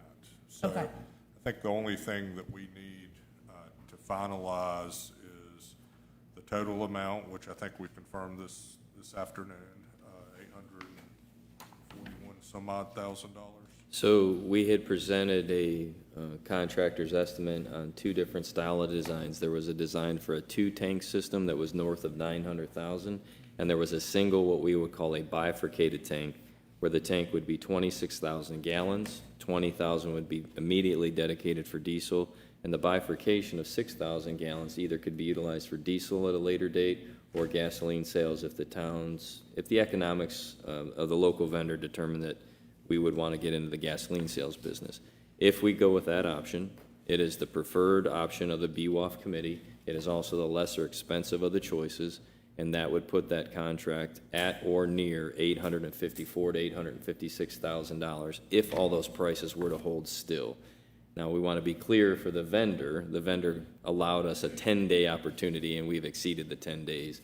If it goes up or down marginally by a few dollars here and there, but it's a rough number of around $860,000. Our plan would be to circulate the contract to the board offline, if so y'all can see the final version. We don't want to get out there and start signing agreements in a format that the town's unaware of, but if we could have approval of the format generally with that delegation of authority to take it across the finish line, it'll save us at a minimum 2 weeks, perhaps longer, and as we all know, it's critical to get this in place so we can get the tank ordered. Okay, thank you. Yes, ma'am. I know this isn't a question, but I can hear some people asking or maybe sharing some questions in the audience. That 860 does not get you close to the 1.2 million, and I'd like to answer that there would be other costs associated with the construction of the system. So this design build contract, sub 900,000, any mitigation if we encounter any spoils or soils that would need to be properly disposed of, and then also the opportunity to put in a potential parallel fueling lane on Front Street to allow those tanks to be fueled without disruption to the traffic that would be traversing Front Street. And another intended but also supplemental benefit of that potential lane on Front Street would be for our business operators downtown that could use that as a loading, unloading zone. And we want to have the minimal amount of impact on our parking, making sure that we would be able to maximize the parking for our businesses downtown. That turn lane has an engineer's design from our internal PE with a engineer's estimate rated around $125,000. So there would be the cost of the tank, the installation of the tank, the turn lane or parallel delivery lane, I would like to say, and then any other small amounts of changes that would be a result of the unknowns underground, and so that we would be well under our threshold of 1.2. Obviously, you and I have already talked about this, but obviously, we have to have the bank commitment letter before we can execute this contract. That's a given. Yes, sir. So Mr. Oliver's asked, would we, as the staff, executably have a bank commitment letter on our funding? Our commitment letter is a proposed guarantee. If the board takes action tonight, our lender is First Bank, would have that commitment letter back to us in anticipation by close of business on Wednesday of this week, so in the next 48 hours. So we would want that commitment letter before engaging a contract. You wouldn't want to engage a contract and not have the authorization to fund it. That would be a predetermined pre-authorization from finance as well. Any further questions? Question. So I know I attended a great deal of the BWAP meetings, and I may have missed the one. Are we looking to put the parking spaces back, or is it going to be green space?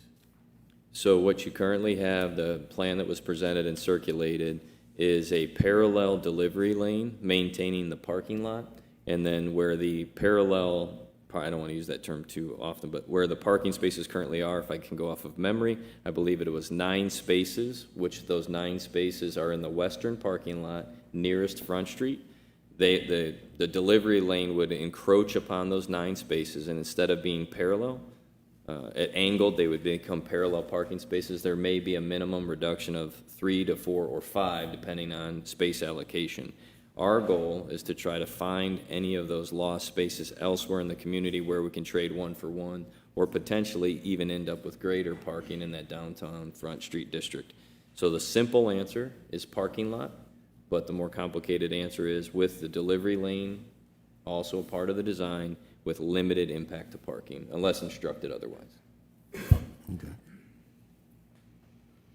So the sidewalk itself, which was widened and had, pretty brick pavers put down, that's not going to be impacted? That would be impacted. It would be moved southbound, Okay, back towards the water, and so there, the sidewalk would be altered so that the truck could come up, be parallel or parked outside of the drive lane on Front Street and deliver fuel. I apologize, I know we've sent it out, but I'm not sure we hadn't planned on having that aerial. We could have easily brought it up for you. So that mapping shows that design, and we have circulated that to the board as well. I think I've seen it, but I just wanted to get another visual, little eye on it again. I may have had a copy with me. Can you find it from an email? I can re-push it to you if necessary. Here, I have it. Oh, here we have one. Perfect. Thank you. If anyone has any questions, we'll share that with you. Okay, I see. So it wouldn't be eliminating the sidewalk, it would just be altering the sidewalk path. And there are 2 decorative lights in that subsection of the quadrant of that parking lot that would have to be altered. We've looked at utilities conflicts and whether or not we'd have to move a fire hydrant. And all of that has been taken into consideration in the engineer's estimate. Okay, So the design currently, I think, has a reduction from 9 spaces to 5 spaces with a delta of 4 spaces potentially impacted in that area. And then we would try to relocate and re-identify those other 4 spaces elsewhere in the community. Well, I don't want to get too far ahead of my skis because we sent multiple communications and have tried to stop into the Beaufort Historic team, but where the tour buses are moving, there may be a chance to ask the tour bus to load and unload here, and there would be an alternate spot where it's currently loading and unloading that could become parking. So we want to find a win-win situation for the community, a win-win situation for the businesses that are in that district, and then really provide our dock and marina the best opportunity to step off on the right foot in 2026. okay. Construction is also a question. If everything moves swiftly here this evening and we answer and satiate all your questions, then construction could begin in first quarter of 2026 with a potential total build-out of a 90-day period, which would be January, February, and March of 2026. All right, any further questions for Matt before the board starts to deliberate? Okay.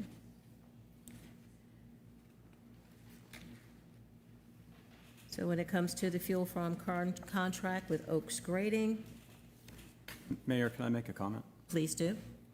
I just wanted to bring to light to the community the amount of time and effort that's gone into this. I've received emails and concerns from the community members about why we're not utilizing existing tanks in the community for fuel.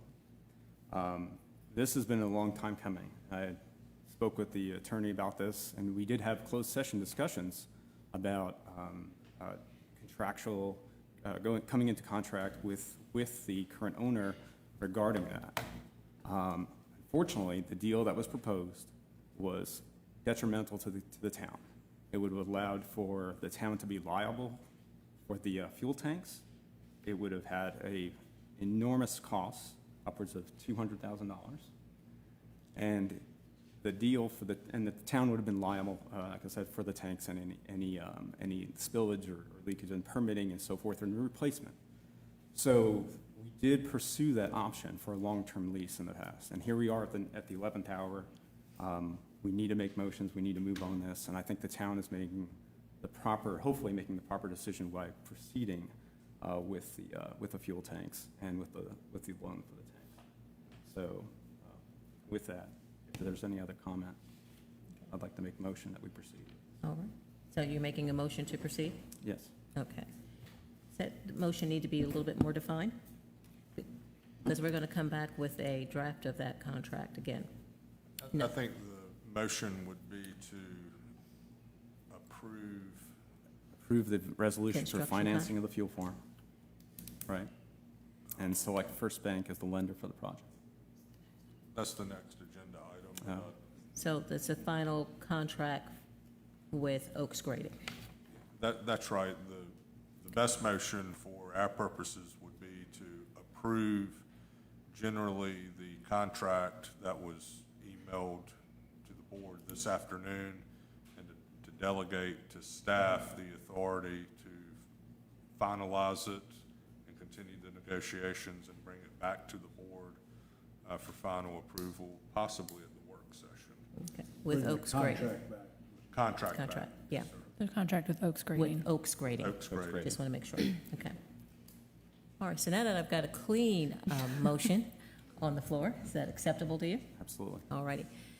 Any further questions? All in favor say aye. Aye. All opposed have the same right. Thank you. Now we're going to move on to the resolution for the fuel farm lending agreement, a financing agreement. All this is kind of piggybacking, yes? Now we've got Ms. Wood to discuss that.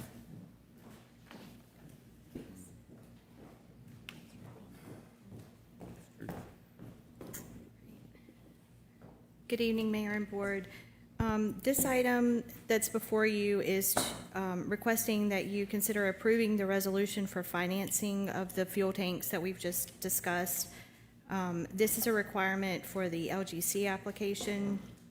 And then also in this action is to approve First Bank as the lender, provided we receive their letter of commitment and the other necessary items that we need from them.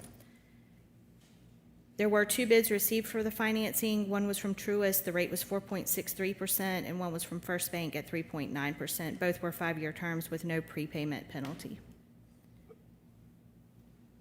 And I'll be happy to answer any questions that you may have on this. Thank you, Christy. Any questions for Christy? I don't have a question, but this is something that we talked about at our BWOF meeting about how much per year the loan repayment would be and how that would be covered. Would you like me to address that? Yes. Either, yeah. Sure. So we have estimations on the potential number of gallons that could be sold. And via the F3 management contract, they would help disseminate and manage all of our lease rentals, slip spaces, overnight and longer term stays, revenue would be generated from that and the sale of fuel. The derivative of that, the balance or the net back to the community, would be substantially larger than the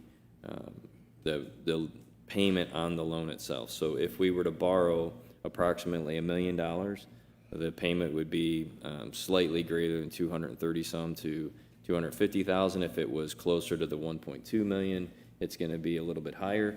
And so we just have to get where we can get the contract closed, the production of the tanks installed, and then we'll have a final number.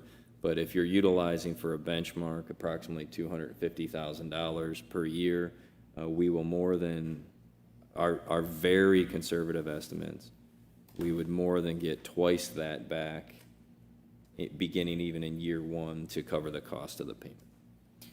Thank you, Matt. And so we also talked about, is there a possibility that we could pay this loan off early if we wanted, since there is no prepayment?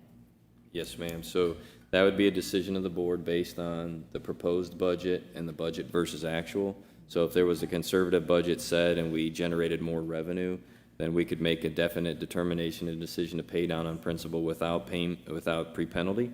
And our goal, if you're looking at this from a privatized or a public entity's perspective, is you would amortize a payment over 60 months or 5 years. They would be paid annually, with an opportunity to potentially even have that return on investment as quickly as 36 months. And so the goal for the town would be to utilize the revenues that are paying for that infrastructure to pay that debt off as swiftly as possible, reduce the amount of interest, and start to begin a positive influx for the town and its needs on the waterfront and needs across that district. Thanks. Short answer, potentially a 36-month ROI. Okay. One question. I would like to ask the staff when we would have available, the town budget amendments to include everything that would affect this calendar year.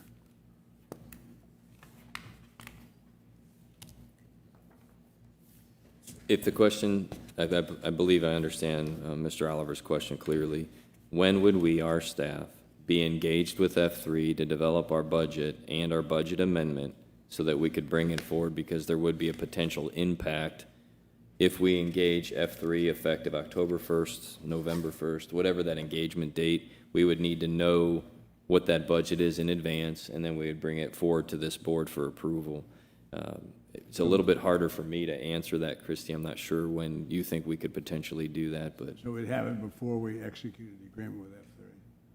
we could have it either before if you required that, but I also think that F3 would need to be contractually obligated to begin those processes to work with us to establish the budget. So traditionally, I think you would authorize engagement of the management firm, and then immediately thereafter, we'd begin working and bring it back as swiftly as possible. I would say comfortably, knowing that I don't sleep very much, I would do it in about 30 days or less if we can work with our partner, and I think that they would be amenable to that. I just think it's important for the board to recognize that there will be a budget amendment. Yes, sir. And it needs to be quantified. Mm-hmm. So if all things went smoothly, Christie, would you say that if we can get final authorization of the contract by the first meeting in August, that over the course of the next 30 days, you and I could dedicate time and engagement with F3 to bring forward at least a first draft of that in September, and then based on the board's input, we would be able to authorize it either that night or soon thereafter? Yes, sir. Thank you. August, September timeframe. All right, any further questions? On that portion, September, October, yes. Yes. All right. Seeing that there is none, we're looking to have an approval of the resolution for financing of the fuel farm, and we're going to select and approve First Bank as the lender for this project. So what is the pleasure of the board?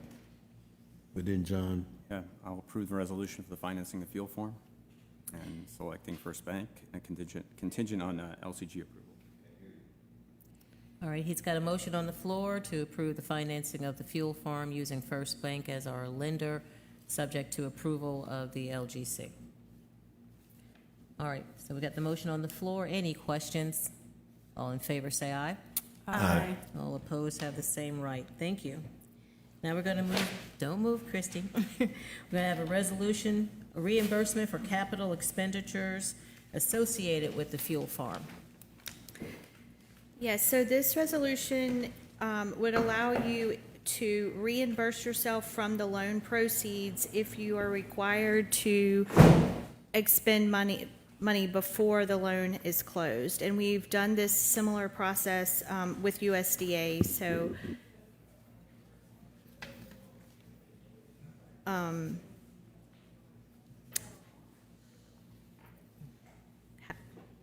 happy to answer any questions that anyone may have, but if there are expenses that we need to incur before the loan closes, this reimbursement would allow you to reimburse yourself for those funds. Okay. Do you foresee any expenditures we will have, and what would they be? Possibly, yes, and would be the cost of the fuel tank to get that ordered. Any design associated with that as well, the potential for engineering.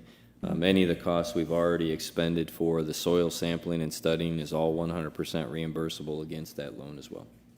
So it wouldn't impact your current general fund, and the regular taxes wouldn't be attributed to paying for that service. So it's basically a cost for service associated and bundled to the revenue that would be generated. Okay. Any other questions for Christie? Okay, seeing that there is none, the board can deliberate and take action. The approval of the resolution for the town to reimburse itself for capital expenditures associated with the waterfront project fuel farm. What is the pleasure of the board? Make a motion that we approve the reimbursement of capital expenditures associated with the fuel farm. Okay, we got a motion on the floor. Any further questions? All in favor say aye. Aye. All opposed have the same right. Thank you, Kristen. Now we're going to move on to case number 2510. That's a subdivision at 1600 and 1612 Live Oak Street, preliminary and final plat. We have Michelle Eitner, who's wearing the appropriate color red today. Come back up to the podium. Y'all didn't get the memo. No, we did not. You didn't get the memo. Jesus. Elizabeth, I typically count on you. Where did it go out to? Christie's on board. Yeah. Right. This is a request for preliminary and final plat review to subdivide property located at 1600 and 1612 Live Oak Street. This is within the B1 General Business Zoning District.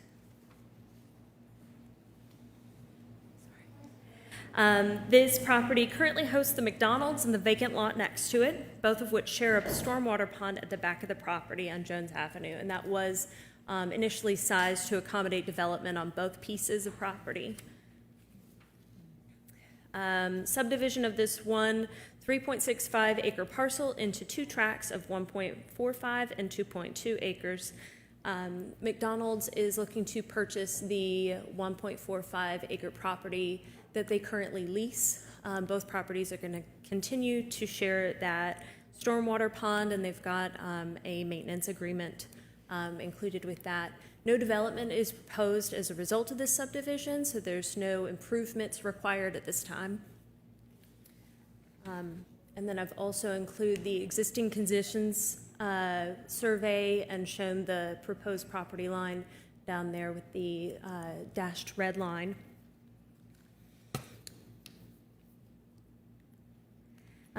Planning Board unanimously recommended approval, and tonight we ask that the Board of Commissioners make a decision. I'd be happy to take any technical questions. The applicant is here tonight to answer any other questions for us.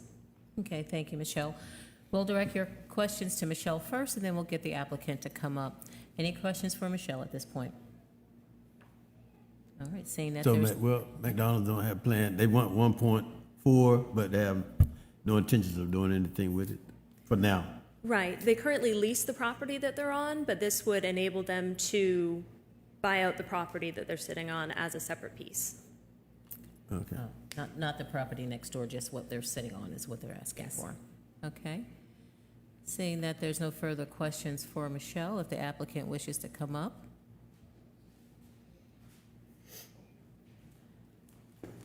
Hi. Josh Evanson, Tidewater Associates. I don't have any questions. Michelle did a great job. It's a pretty simple request, so happy to answer any questions you may have for us. Thank you. All right. Any further questions for the applicant's representative? Well, thank you for walking all the way up from the back. No problem. Thank you. Staying to the very end. And staying to the very end. And Michelle, there were no specific recommendations from the planning board, correct? Correct. Unanimous approval, no issue. Okay. So seeing that there's no further questions, the board is being asked to approve or deny the proposed subdivision preliminary and final plat for 1600 and 1612 Live Oak Street. And what is the pleasure of the board? I'm approved that we move for case number 2510, subdivision of 1600 and 1612, Live Oak preliminary and final plat as stated by Michelle. Okay, thank you very much. We've got a motion on the floor. Any further questions? All in favor, say aye. Aye. All opposed have the same right. Thank you very much. Thank you. Now we're going to move on to the wastewater allocation requests for 1135 Spartina Drive. Where is it? And Spartina makes great purses, just want to let you know. Good evening, Mayor and Board. The second item I have for you tonight is a new allocation request from Chatham Boat Works Incorporated. They've got a lot in the Jarrett Bay subdivision that they're looking at putting a new boat yard on.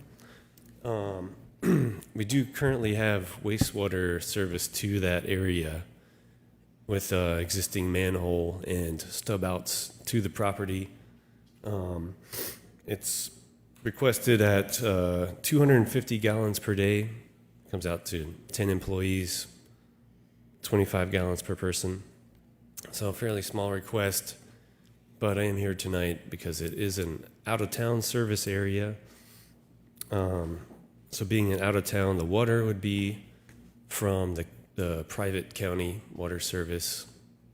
And then the wastewater would make its way to our treatment plant through lift station 14, then to lift station 9, and then to treatment plant, which all have ample capacity to serve the request. Current capacity stands at 75.3% of total capacity for the wastewater treatment plant, and this would be, less than 0.01% of total capacity. Happy to answer any questions about the property or the allocation request that I know. So thanks. Well, thank you, Yes. Sam. Sam, Go ahead. exactly where is this location? Yes, sir. This location is, if you're familiar with the Jarrett Bay Boat Works, it's towards the south end of the horseshoe. Spartina kind of shoots southward off of the horseshoe. Sorry, I don't have a map for you, but I'm happy to provide a map. I know, Joe. Yeah. I've never seen that. That's true. So I was just wondering. Yeah. And they're out of our city limits, correct? That is correct. Yes, sir. And they are aware of the rate out there. Yes, ma'am. Okay. Would be double rates. Double, yeah. And double utility development fees. Very good. Any further questions for Sam?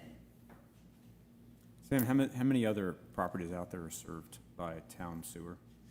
Or adjacent properties? I say it's like, and it's in a cul-de-sac, though it looks to be several other properties adjacent. Yes, sir. I believe there's, without knowing the exact number off the top of my head, I would say. There are dozens. Dozens? Oh, in the entire. There are a lot of lots out there. Yes, in the entire complex. Thank you, Mike. Thank you, Mike. Yeah, I believe there's at least two empty lots at the end of that cul-de-sac, one of them being the Chatham.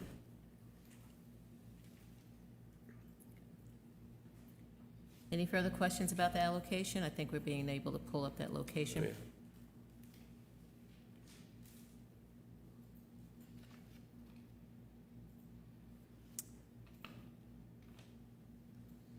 Okay.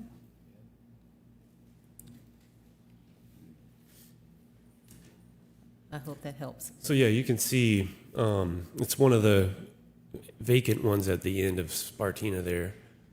There's two, looks like two other vacant ones that might request future service, but Thank you, Elizabeth, for pulling that up. Appreciate it. All righty, unless there's any further questions for Sam about this property? Thank you, Sam. thank you. Okay. So guess the recommendation is to approve the allocation for 250 gallons per day of sewer capacity at the Chatham Boat Work Incorporated for the purpose of boat service at 1135 Spartina Drive. I make a motion to go I to do want to request. make, Okay. I do want to Sorry. make another quick comment. Sure, that, sure. You know, as we move forward with our UDO and so forth, we are looking at this property, I would imagine this property is in the NIZ, correct? I don't know. Would you imagine this property is in the NIZ? It's in the ETJ, right? It's in the ETJ. ETJ. Yeah, so it's outside of our, Mayor's not even in our ETJ. It's Oh. totally in the county, and this was done back in the day through economic development when the EDC came to the town and asked that they would partner to run it to Jarrett Bay. Interesting.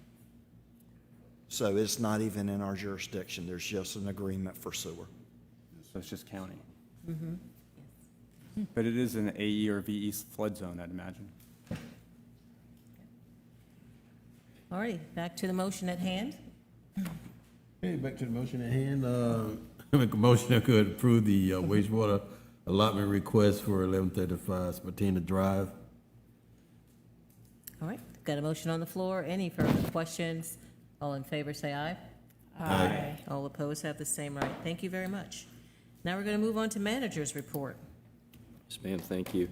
I've been consistently attempting to send a weekly update, and based off of that weekly update, we'll give some verbal account for the media and for the public that's here and for our constituency that's tuned in.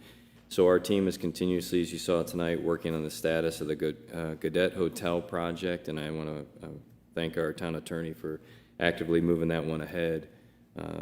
I've probably spent more time with Ari in the last 14 days than I have anyone, so we're getting along quite well. Good. Our F3 Marina negotiation. You're welcome, Matt. Thank you so much, my friend. But we are, and I believe it's been a very responsive relationship internally to get us to this point, so I can't honestly and sincerely thank them enough. The F3 Marinas negotiations contract is at the forefront of our daily activities, and we're going to work to bring that home, if you will, and across the goal line. Today, with your authorizations, you've given us quite a bit to do in regard to the fuel farm installation process. So our staff will be working to make sure everything has been submitted to LGC for approval. We'll be communicating with the lender, and we'll be working on any other contract negotiations that will still be needed pertinent to all things fuel farm related.